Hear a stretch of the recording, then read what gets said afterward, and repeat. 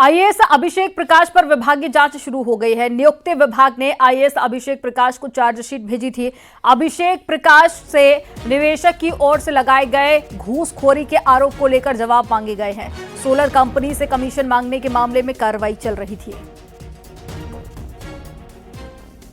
निलंबित आईएएस अफसर अभिषेक प्रकाश के खिलाफ विभागीय जांच भी अब शुरू हो गई है। दरअसल अभिषेक प्रकाश पर शिकंजा कसना शुरू कर दिया गया है। यही वो वजह है कि अभिषेक प्रकाश के पास अब विभागीय जांच शुरू होने के साथ में ही उनको चार्जशीट भी नियुक्ति विभाग ने दे दी है, यानी कि आरोप पत्र दे दिया गया है। अब अभिषेक प्रकाश को जवाब देना है।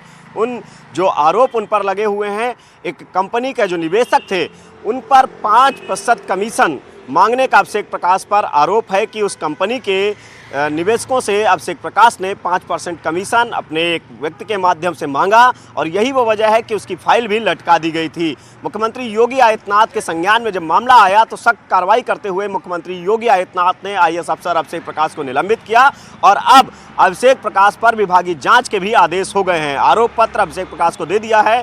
जल्द ही अभिषेक प्रकाश पर बड़ी कार्रवाई हो सकती है। कैमरामैन रवि के साथ संकेत मिश्रा, न्यूज़ 18 लखनऊ। देवरिया में ज्वेलरी कारोबारी से लूट के मामले में पुलिस ने एक आरोपी को गिरफ्तार कर लिया। 22 मार्च को खामपार थाना क्षेत्र में स्वर्ण व्यवसायी से जेवरात की लूट की गई थी। आरोपी के पास से आधा दर्जन से अधिक चांदी की पायल और 650 ग्राम चांदी बरामद हुई है।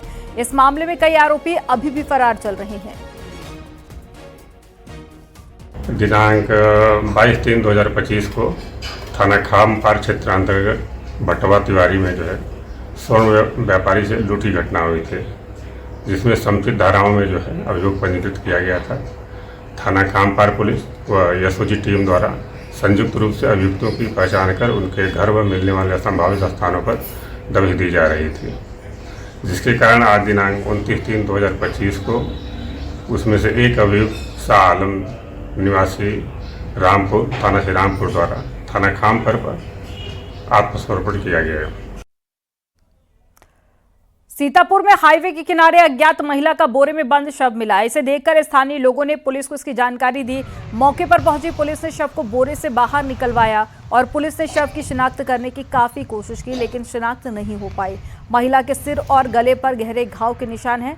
अनुमान लगाया जा रहा है कि महिला की किसी दूसरी जगह पर हत्या कर शव को बोरे में भरकर फेंका गया है और पुलिस हत्या के एंगल से भी मामले की जांच पड़ताल कर रही है। वो इलाके में लगे सीसीटीवी कैमरे के फुटेज भी खंगाल रही है। एक अज्ञात महिला का शव बरामद हुआ है, जिसकी उम्र लगभग 55 वर्ष होगी। शव के शनाख्त का प्रयास किया जा रहा है। चंदौली में अजब प्रेम की गजब कहानी सामने आई है। यहाँ की दो लड़कियों का आपस में प्रेम हो गया। इसके बाद में दोनों ने घर से भागकर उज्जैन में जाकर शादी रचा ली।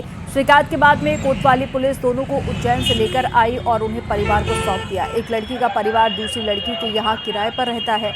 इसी दौरान दोनों में प्रेम हो गया था और 6 दिन पहले दोनों घर से गायब हो गई थी और इसके बाद में उनके परिवार वालों ने इनकी सूचना मुगलसराय कोतवाली में दी और पुलिस गुमशुदगी का केस दर्ज करके जांच पड़ताल कर रही थी। और इसी बीच में पुलिस को दोनों की लोकेशन उज्जैन में मिली। पुलिस परिवार वालों के साथ में दोनों युवतियों की तलाश में उज्जैन गई और दोनों को हिरासत में ले लिया।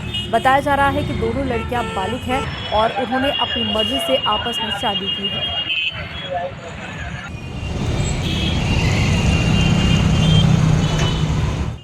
महोबा में एक नशेड़ी ने खूनी रिश्तों को तार तार कर दिया। नशे का आदी बेटे ने अपने पिता की सोते समय लाठी से पीट कर हत्या कर दी और वारदात को अंजाम दिया। मौके से फरार भी हो गया।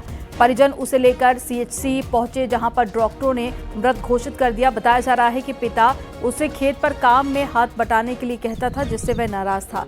इसी बात से नाराज होकर उसने इस घटना को अंजाम दिया। आरोपी रमाशंकर 4 साल पहले बलात्कार के केस में जेल जा चुका है। पुलिस ने केस दर्ज कर लिया है और आरोपी की तलाश शुरू कर दी है। पारिवारिक मामूली विवाद में एक व्यक्ति द्वारा अपने ही पिता पर सोते समय लाठी डंडे से हमला कर दिया गया, जिससे उनकी दुखद मृत्यु हो गई। सूचना पर शव को कब्जे में लेकर पंचायतनामा की कार्रवाई कराई जा रही है। प्राप्त तहरीर के आधार पर बेटे के विरुद्ध अभियोग पंजीकृत किया जा रहा है अभियुक्त की तलाश हेतु टीमों का गठन कर दिया गया है। प्राथमिक जांच में ग्रामीणों द्वारा अभियुक्त को मानसिक विक्षिप्त बताया जा रहा है। शीघ्र नामित अभियुक्त को हिरासत में लेकर अन्य आवश्यक कार्रवाई सुनिश्चित की जाएगी। महाकुंभ मेले में यात्रियों को बेहतर परिवहन सेवाएं प्रदान करने के लिए हरदोई क्षेत्र के 25 कर्मचारियों को सम्मानित किया गया। उत्तर प्रदेश परिवहन निगम के क्षेत्रीय प्रबंधक ML केसरवानी और हरदोई डिपो के सहायक क्षेत्रीय प्रबंधक भुवनेश्वर कुमार ने कर्मचारियों को प्रशस्ति पत्र देकर सम्मानित किया। इन कर्मचारियों की मेहनत से लाखों श्रद्धालुओं को सुगम परिवहन सुविधा मिली है और अन्य अधिकारियों कर्मचारियों को भविष्य में भी इसी समर्पण से काम करने की प्रेरणा दी गई।